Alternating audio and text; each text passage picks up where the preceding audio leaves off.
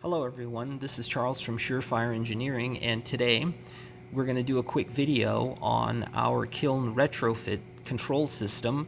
This particular model is the Journeyman model, and it comes with an industrial quality 7-inch HMI, so a touch screen.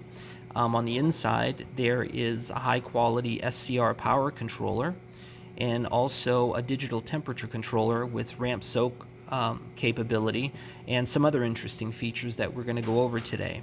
So first, about the display. Here in this section here we can see the power output of the SCR in volts, amps, and in total power in kilowatts. This here is a timer that allows you to monitor the amount of time that a program has been running. This here denotes the control mode that we're in right now, which is PID, or f of x. This is the process value, and this is the set value. So I can go ahead and manipulate the set value by coming here, pushing this, and then I'll tell it 300 degrees Celsius. Okay, and if I push run, the PID controller provides a demand to the SCR, and there you can see our output. Now we have some cartridge heaters hooked up to this right now, and yeah, their total power consumption is 2 kilowatts, as you can see this here. So I'll go ahead and I'll stop this to go to our next control mode, which is a thermostat mode, or basically just on off. We can push this again, and here we're in the on-off mode. If I push run, you can see this changes to on, and basically what this will do is it will cause the temperature controller to act like a thermostat, to where it will stay on at 100% until it reaches the set point and then shut off again. If it drops below the set point, of course it will come on again. So I'll go ahead and I'll stop this. The next program mode we have, and we can reach this by, or operational mode we can reach this by pushing this button again, and this is manual output control. This control allows you to set an output percentage of the SCR independent of any type of process value. So I can come here, and if I push run, I can move the slider to a certain output. Now here we're at 12%, 27%, 41%, and so on.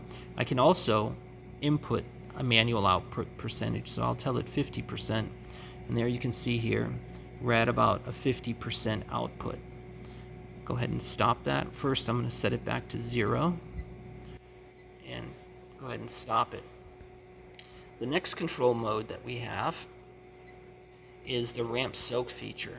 Now this particular controller will allow 8 segments, or 8 programs with 8 steps each, and by programming the temperature and time values, the controller, or the HMI, will produce a graph to kind of give you the ability to see the program at a glance without having to process all these numbers separately.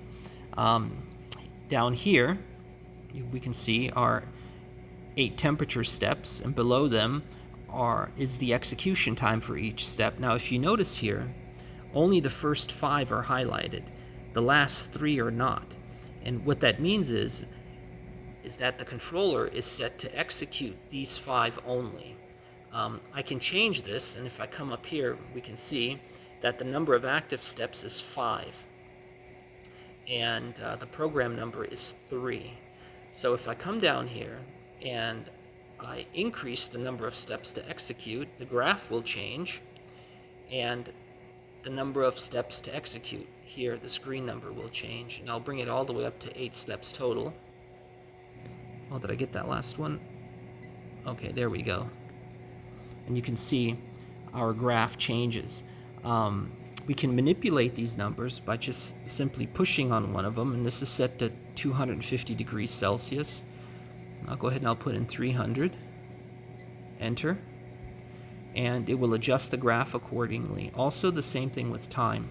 So I'll double this time and I'll put in 2 hours, or 120 minutes, and the graph will adjust accordingly.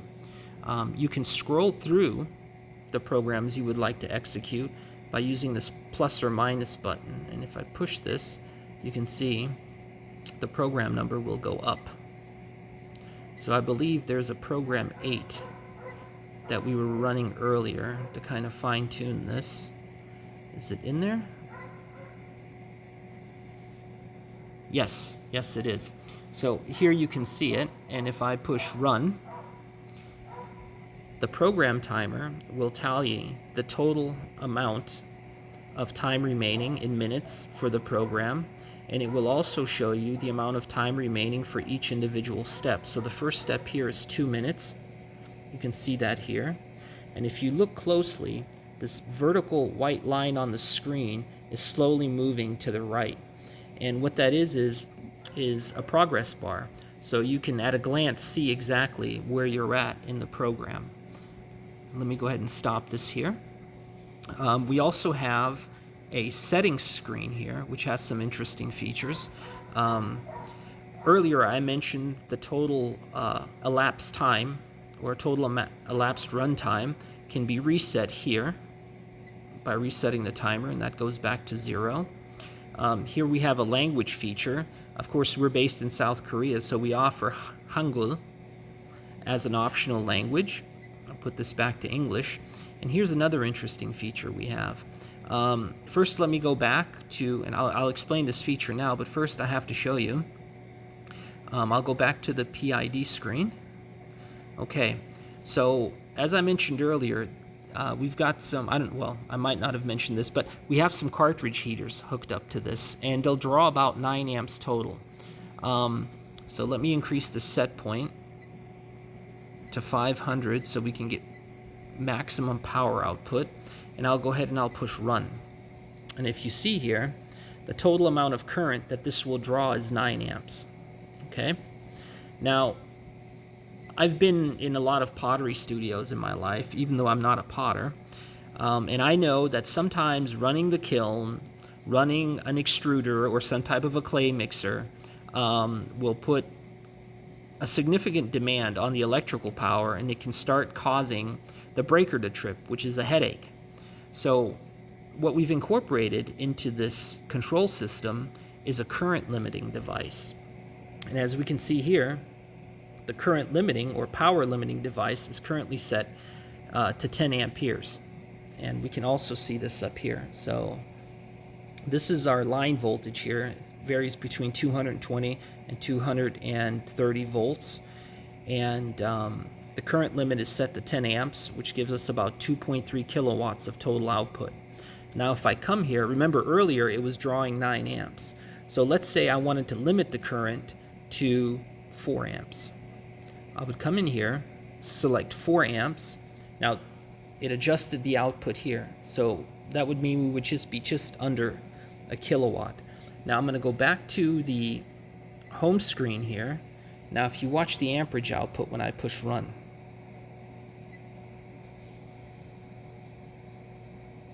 it will not exceed 4 amps.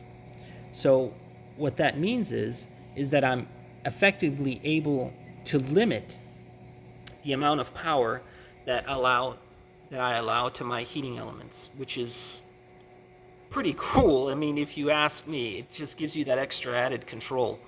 Another feature, some of the safety features we have on this, of course, we have an emergency stop, which if I press, you can hear a clicking sound. And what that will do is open a contactor that's inside and cut power to the heating elements. It also has an over temperature loop, which can be programmed to a maximum temperature, and if that temperature is reached, it will also shut off power to the SCR. If the thermocouple fails, or you get a break in your thermocouple wire, the controller will also cut power to the SCR, which is really nice to have. It's just pretty much peace of mind when you're running one of these. Another feature that we've programmed in, so I'm going to go back here to my ramp soak feature. The maximum temperature of the furnace that this device will go on is 1300 degrees Celsius. So if I try to input a number greater than 1300 degrees Celsius, it will not allow me to.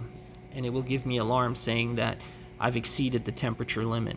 So it's another nice convenient little safety feature, because I know how easy it is to accidentally input incorrect numbers.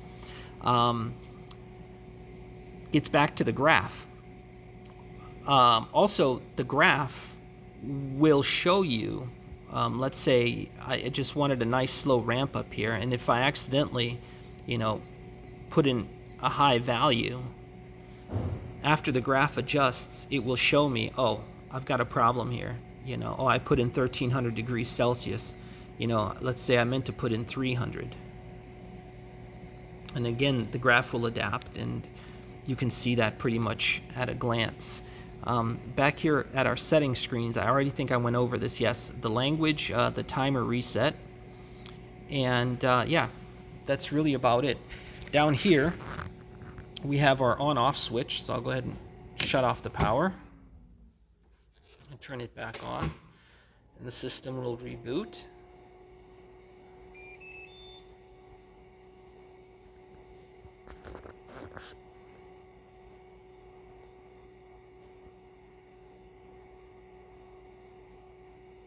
There we go, and it reboots back in the home screen.